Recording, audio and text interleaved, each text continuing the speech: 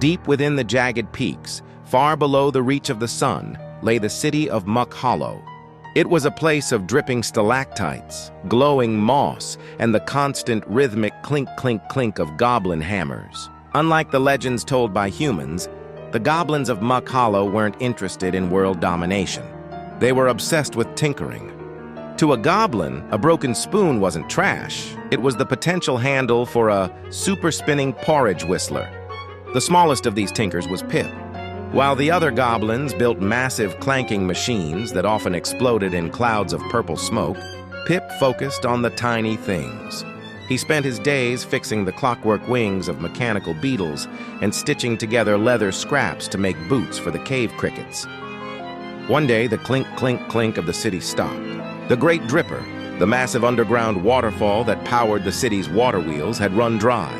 Without the wheels, the bellows stopped pumping air, the furnaces grew cold, and the glowing moss began to dim. The goblin elders, panicked and shivering, decided that someone had to climb to the upworld to see what had blocked the spring. Everyone looked at the big, muscular goblins, but they were all too terrified of the sun.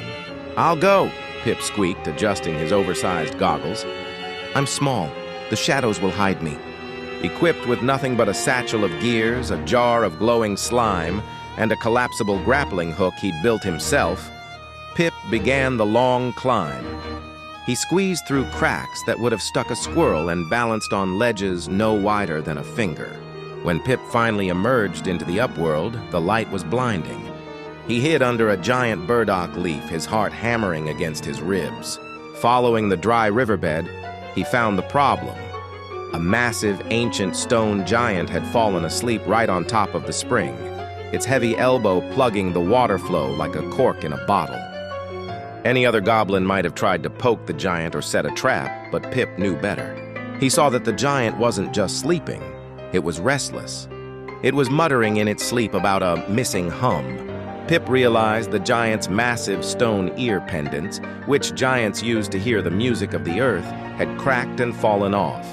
The giant couldn't sleep soundly without the vibrations of the mountain. Pip didn't have stone tools, but he had his satchel. He climbed onto the giant's shoulder, an act of bravery that would be sung about for generations, and found the broken jewelry. Using his finest copper wire and a handful of resonant singing crystals from his bag, Pip spent hours intricately repairing the giant's earring. He polished the crystal until it caught the wind, creating a low, soothing hum that vibrated through the giant's jaw. The giant let out a long, satisfied sigh and rolled over in its sleep, clearing the spring. The water roared